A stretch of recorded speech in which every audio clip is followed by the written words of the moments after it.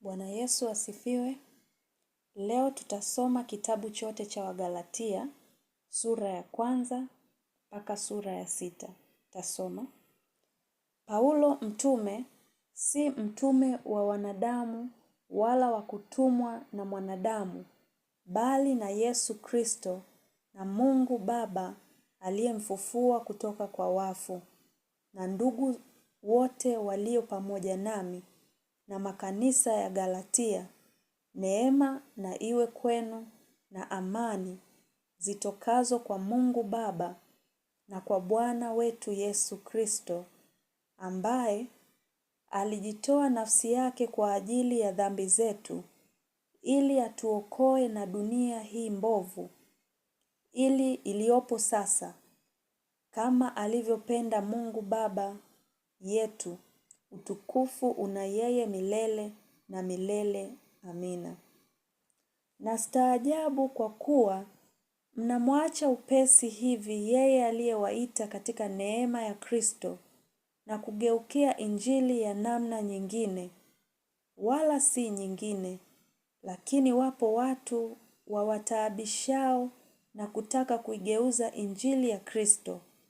Lakini ijapokuwa sisi au malaika wa mbinguni atawahubiri ninyi injili yoyote isipokuwa hiyo tuliyowahubiri, na alaaniwe.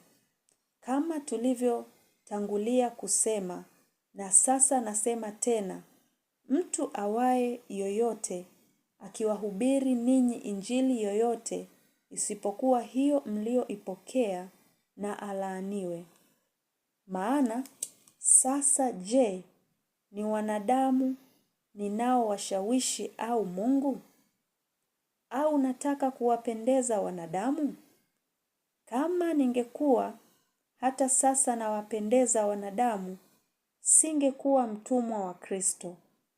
Kwa maana, ndugu zangu, injili hiyo niliyowahubiri nawajulisha ya kuwa sio ya namna ya kibinadamu, kwa kuwa sikuipokea kwa mwanadamu, wala sikufundishwa na mwanadamu, bali kwa ufunuo wa Yesu Kristo. Maana mmesikia habari za mwenendo wangu zamani katika dini ya Kiyahudi, kwamba naliudhi kanisa la Mungu kupita kiasi, nikaliharibu. Nami naliendelea katika dini ya Kiyahudi kuliko wengi waliohirimu zangu katika kabila yangu. Nikajitahidi sana katika kuyashika mapokeo ya baba zangu.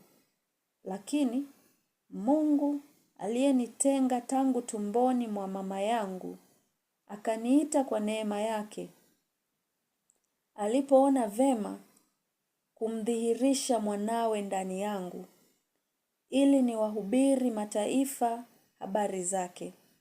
Mara sikufanya shauri na watu wenye mwili na damu, wala sikupanda kwenda Yerusalemu kwa hao waliokuwa mitume kabla yangu, bali nalikwenda zangu Arabuni, kisha nikarudi tena Dameski. Kisha baada ya miaka 3 nalipanda kwenda Yerusalemu ili nionane na Kefa, nikakaa kwake siku 15. Lakini sikumuona mtume mwingine ila Yakobo ndugu yake Bwana. Na hayo ninayowaandikia, angalieni mbele za Mungu, sisemi uongo. Baadaye nalikwenda pande za Shamu na Kilikia. Lakini sikujulikana uso wangu na makanisa ya Uyahudi yaliyokuwa katika Kristo, ila wamesikia tu ya kwamba aliyetuudhi hapo kwanza sasa anaihubiri imani ile aliyoiharibu zamani. Wakamtukuza Mungu kwa ajili yangu. Sura ya 2. Kisha baada ya miaka 14 nilipanda tena kwenda Yerusalemu pamoja na Barnaba, nikamchukua Tito pamoja nami. Nami nalikwenda kwa kuwa nalifunuliwa, nikawaeleza injili ile niihubirio katika mataifa, lakini kwa faragha, kwa hao walio wenye sifa. Isiwe labda napiga mbio bure, au nalipiga mbio bure. Lakini Tito aliyekuwa pamoja nami, naye ni Myunani, hakulazimishwa kutahiriwa, bali kwa ajili ya ndugu za uongo walioingizwa kwa siri, ambao waliingia kwa siri ili kuupeleleza uhuru wetu tulionao katika Kristo Yesu, ili watutie utumwani, ambao hata saa moja hatukujitia chini yao, ili kwamba kweli ya Injili ikae pamoja nanyi. Lakini wale wenye sifa ya kuwa wanacheo, walivyokuwa vyovyote ni mamoja kwangu. Mungu hapokei uso wa mwanadamu. Nasema hao wenye sifa hawakuniongezea kitu, bali kinyume cha hayo, walipoona ya kuwa nimekabidhiwa Injili ya wasiotahiriwa, kama vile Petro ya waliotahiriwa. Maana yeye aliyemwezesha Petro kuwa mtume wa waliotahiriwa ndiye aliyeniwezesha mimi kwenda kwa mataifa. Tena walipokwisha kuijua ile neema niliyopewa, Yakobo na Kefa na Yohana, wenye sifa kuwa ni nguzo, walinipa mimi na Barnaba mkono wa kuume wa shirika, ili sisi tuende kwa mataifa na wao waende kwa watu wa tohara. Ila neno moja tu walitutakia tuwakumbuke maskini, nami neno lilo hilo nalikuwa na bidii kulifanya. Lakini Kefa alipokuja Antiokia, nalishindana naye uso kwa uso, kwa sababu alistahili hukumu. Kwa maana kabla hawajaja watu kadha wa kadha waliotoka kwa Yakobo, alikuwa akila pamoja na watu wa mataifa. Lakini walipokuja wao, akarudi nyuma, akajitenga, huku akiwaogopa waliotahiriwa. Na hao Wayahudi wengine wakajigeuza pamoja naye, hata na Barnaba pia akachukuliwa na unafiki wao. Walakini nilipoona ya kuwa njia yao haiendi sawasawa na ile kweli ya Injili, nalimwambia Kefa mbele ya wote, ikiwa wewe uliye Myahudi wafuata desturi za mataifa wala si za Wayahudi, kwa nini uwashurutishe mataifa kufuata desturi za Wayahudi? Sisi tulio Wayahudi kwa asili, wala si wakosaji wa mataifa, hali tukijua ya kuwa mwanadamu hahesabiwi haki kwa matendo ya sheria, bali kwa imani ya Kristo Yesu. Sisi tulimwamini Kristo Yesu ili tuhesabiwe haki kwa imani ya Kristo, wala si kwa matendo ya sheria. Maana kwa matendo ya sheria hakuna mwenye mwili atakayehesabiwa haki. Lakini ikiwa sisi wenyewe kwa kutafuta kuhesabiwa haki katika Kristo tulionekana kuwa wenye dhambi, je, Kristo amekuwa mtumishi wa dhambi? Hasha! Maana nikiyajenga tena yale niliyoyabomoa, naonyesha ya kuwa mimi mwenyewe ni mkosaji. Maana mimi kwa njia ya sheria naliifia sheria ili nimwishie Mungu. Nimesulubiwa pamoja na Kristo, lakini ni hai, wala si mimi tena, bali Kristo yu hai ndani yangu. Na uhai nilionao sasa katika mwili, ninao katika imani ya Mwana wa Mungu, ambaye alinipenda akajitoa nafsi yake kwa ajili yangu. Siibatili neema ya Mungu, maana ikiwa haki hupatikana kwa njia ya sheria, basi Kristo alikufa bure. Sura ya 3. Wagalatia msio na akili, ni nani aliyewaloga? Ninyi ambao Yesu Kristo aliwekwa wazi mbele ya macho yenu ya kuwa amesulubiwa. Nataka nijifunze neno hili moja kwenu. Je, mlipokea Roho kwa matendo ya sheria au kwa kusikia kutokana na imani? Je, mmekuwa wajinga namna hii? Baada ya kuanza katika Roho, mnataka kukamilishwa sasa katika mwili? Mmepatikana na mateso makubwa namna hii bure? Ikiwa ni bure kweli, basi yeye awapaye Roho na kufanya miujiza kati yenu, je, afanya hayo kwa matendo ya sheria au kwa kusikia kunakotokana na imani? Kama vile Ibrahimu alivyomwamini Mungu, akahesabiwa haki. Fahamuni basi ya kuwa wale walio wa imani, hao ndio wana wa Ibrahim.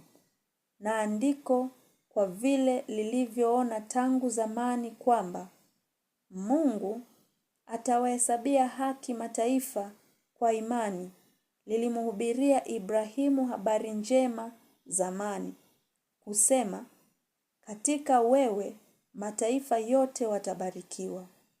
Basi hao walio wa imani hubarikiwa pamoja na Ibrahim aliye mwenye imani. Kwa maana wale wote walio wa matendo ya sheria wako chini ya laana. Maana imeandikwa, amelaaniwa kila mtu asiyedumu katika yote yaliyoandikwa katika kitabu cha Torati ayafanye. Ni dhahiri ya kwamba hakuna mtu ahesabiwaye haki mbele za Mungu katika sheria, kwa sababu mwenye haki ataishi kwa imani. Na Torati haikuja kwa imani, bali ayatendaye hayo ataishi katika hayo. Kristo alitukomboa katika laana ya Torati, kwa kuwa alifanywa laana kwa ajili yetu. Maana imeandikwa, amelaaniwa kila mtu aangikwaye juu ya mti, ili kwamba baraka ya Ibrahimu iwafikilie mataifa katika Yesu Kristo, tupate kupokea ahadi ya Roho kwa njia ya imani. Ndugu zangu, nanena kwa jinsi ya kibinadamu, lijapokuwa ni agano la mwanadamu, hata hivyo, likiisha kuthibitika, hakuna mtu alibatilishaye wala kuliongeza neno. Basi, ahadi zilinenwa kwa Ibrahimu na kwa uzao wake. Hasemi kwa wazao kana kwamba ni wengi, bali kana kwamba ni mmoja, kwa mzao wako, yaani Kristo. Nisemalo ni hili, agano lililothibitishwa kwanza na Mungu, Torati iliyotokea miaka 430, baadaye hailitangui hata kuibatilisha ile ahadi. Kwa maana urithi ukiwa kwa sheria hauwi tena kwa ahadi, lakini Mungu alimkirimia Ibrahimu kwa njia ya ahadi. Torati ni nini basi? Iliingizwa kwa sababu ya makosa, hata aje huyo mzao aliyepewa ile ahadi, iliyoamriwa kwa utumishi wa malaika kwa mkono wa mjumbe.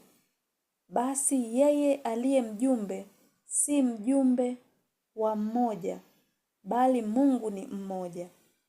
Basi, je, Torati haipatani na ahadi za Mungu? Hasha! Kwa kuwa kama ingalitolewa sheria iwezayo kuhuisha, yakini haki ingalipatikana kwa sheria. Lakini andiko limeyafunga yote chini ya nguvu ya dhambi, makusudi hao waaminio wapewe ile ahadi kwa imani ya Yesu Kristo. Lakini kabla ya kuja ile imani, tulikuwa tumewekwa chini ya sheria. Tumefungwa mpaka ije ile imani itakayofunuliwa. Hivyo, Torati imekuwa kiongozi kutuleta kwa Kristo, ili tuhesabiwe haki kwa imani. Lakini, iwapo imani imekuja, hatupo tena chini ya kiongozi. Kwa kuwa, ninyi nyote mmekuwa wana wa Mungu kwa njia ya imani katika Kristo Yesu. Maana, ninyi nyote mliobatizwa katika Kristo, mmemvaa Kristo. Hapana Myahudi wala Myunani, hapana mtumwa wala huru, hapana mtu mume wala mtu mke. Maana ninyi nyote mmekuwa mmoja katika Kristo Yesu. Na kama ninyi ni wa Kristo, basi mmekuwa uzao wa Ibrahimu na warithi sawasawa na ahadi. Sura ya 4. Lakini nasema ya kuwa mrithi wakati wote awapo mtoto hana tofauti na mtumwa, angawa ni bwana wa yote, bali yu chini ya mawakili na watunzaji, hata wakati uliokwisha kuamriwa na Baba. Kadhalika, na sisi tulipokuwa watoto, tulikuwa tukitumikishwa na kawaida za kwanza za dunia. Hata ulipowadia utimilifu wa wakati, Mungu alimtuma mwanae ambaye amezaliwa na mwanamke, amezaliwa chini ya sheria, kusudi awakomboe hao waliokuwa chini ya sheria, ili sisi tupate kupokea hali ya kuwa wana.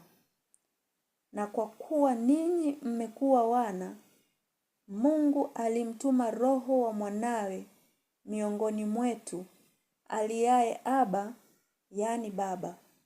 Kama ni hivyo, wewe si mtumwa tena, bali u mwana, na kama u mwana, basi u mrithi kwa Mungu. Lakini, wakati ule, kwa kuwa hamkumjua Mungu, mliwatumikia wao ambao kwa asili si miungu. Bali sasa mkiisha kumjua Mungu, au zaidi kujulikana na Mungu, kwa nini kuyarejea tena mafundisho ya kwanza yaliyo manyonge, yenye upungufu, ambayo mnataka kuyatumikia tena? Mnashika siku na miezi na nyakati na miaka, na wachelea, isiwe labda nimejitaabisha bure kwa ajili yenu. Ndugu zangu, nawasihi, iweni kama mimi, maana mimi ni kama ninyi. Hamkunidhulumu kwa lolote, lakini mwajua ya kuwa naliwahubiri Injili mara ya kwanza kwa sababu ya udhaifu wa mwili. Na jaribu lililowapata katika mwili wangu, hamkulidharau wala kulikataa, bali mlinipokea kama malaika wa Mungu, kama Kristo Yesu. Wapi basi kule kujiita heri? Maana na washuhudu kwamba, kama ingeliwezekana, mngaling'oa macho yenu mkanipa mimi. Je, nimekuwa adui wenu kwa sababu nawaambia yaliyo kweli? Hao wana shauku nanyi, lakini si kwa njia nzuri. Bali, wanataka kuwafungia nje, ili kwamba ninyi mwaonee wao shauku. Navyo ni vizuri kuonewa shauku katika neno jema siku zote, wala si wakati nikiwapo mimi pamoja nanyi tu. Vitoto vyangu, ambao kwamba nawaonea utungu tena mpaka Kristo aumbike ndani yenu. Laiti ningekuwapo pamoja nanyi sasa, na kuigeuza sauti yangu, maana naona shaka kwa ajili yenu. Niambieni ninyi mnaotaka kuwa chini ya sheria, je, hamuisikii sheria? Kwa maana imeandikwa ya kuwa Ibrahimu alikuwa na wana wawili, mmoja kwa mjakazi na mmoja kwa muungwana.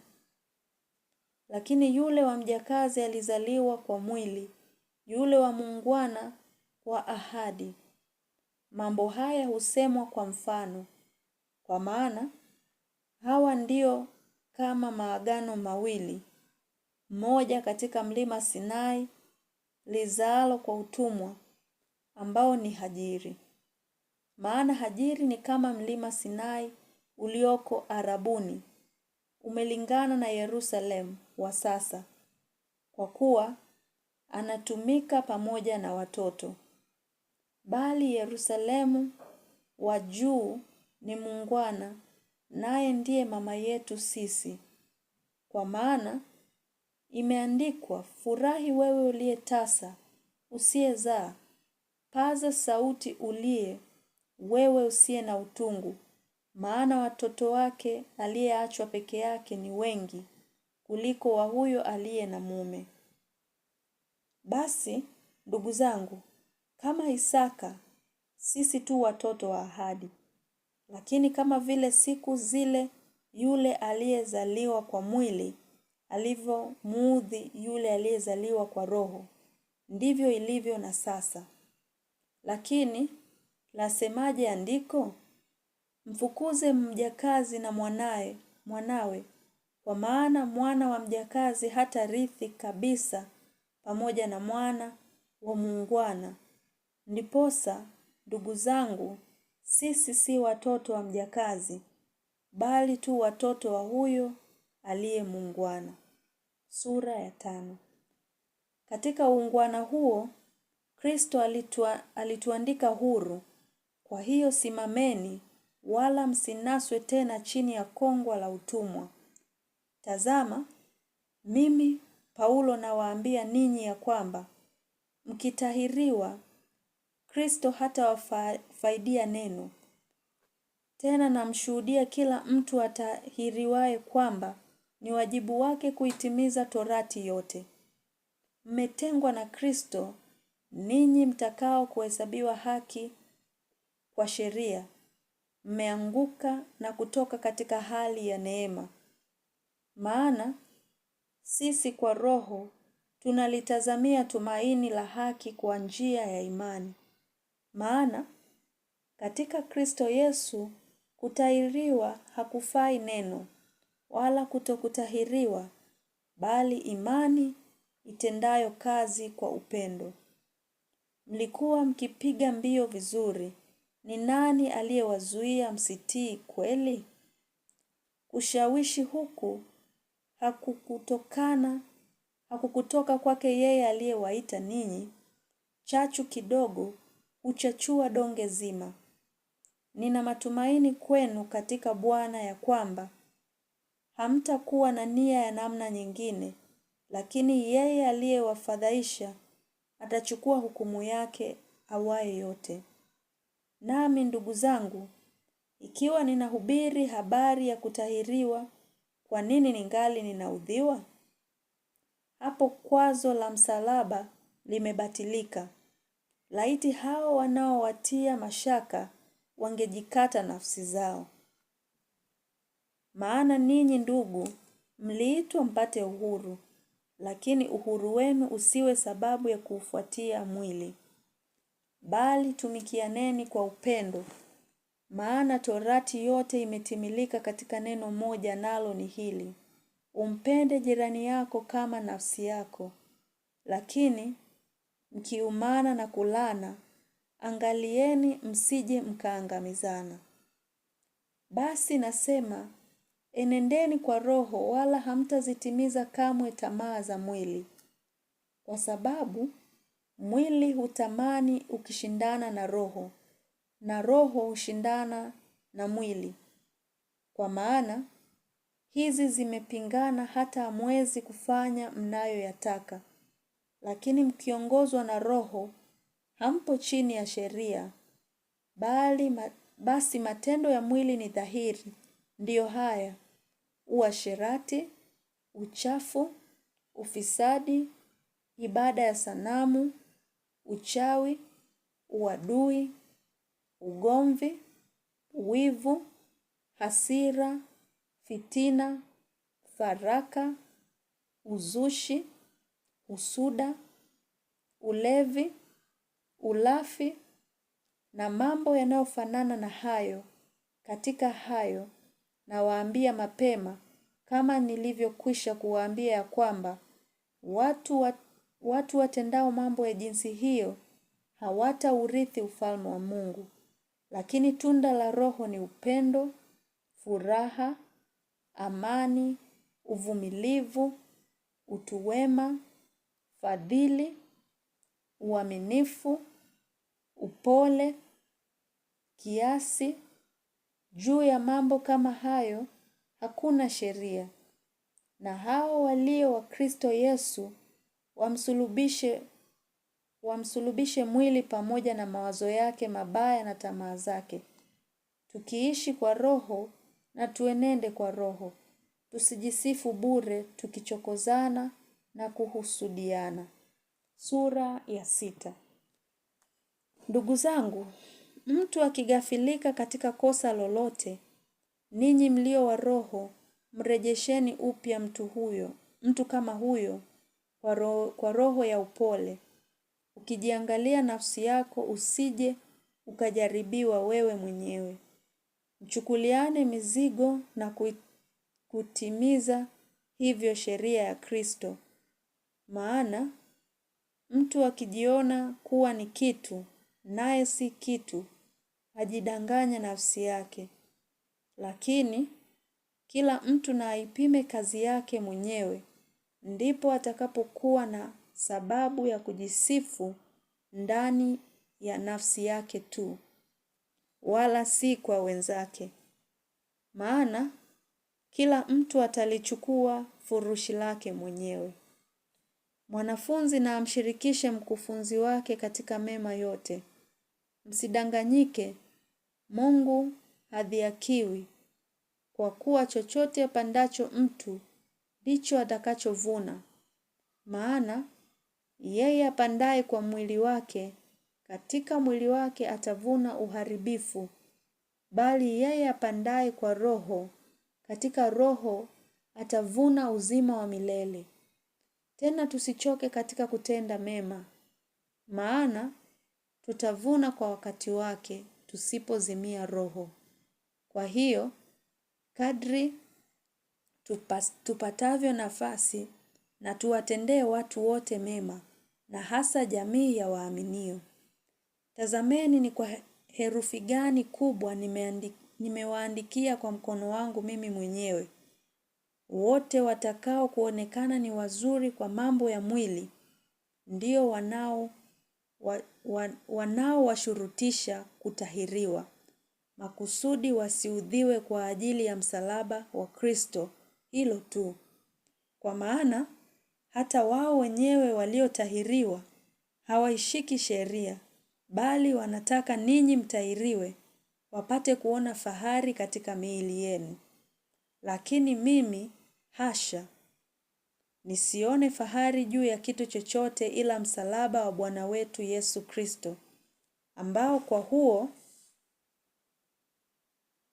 ulimwengu umesulubishwa kwangu na mimi kwa ulimwengu.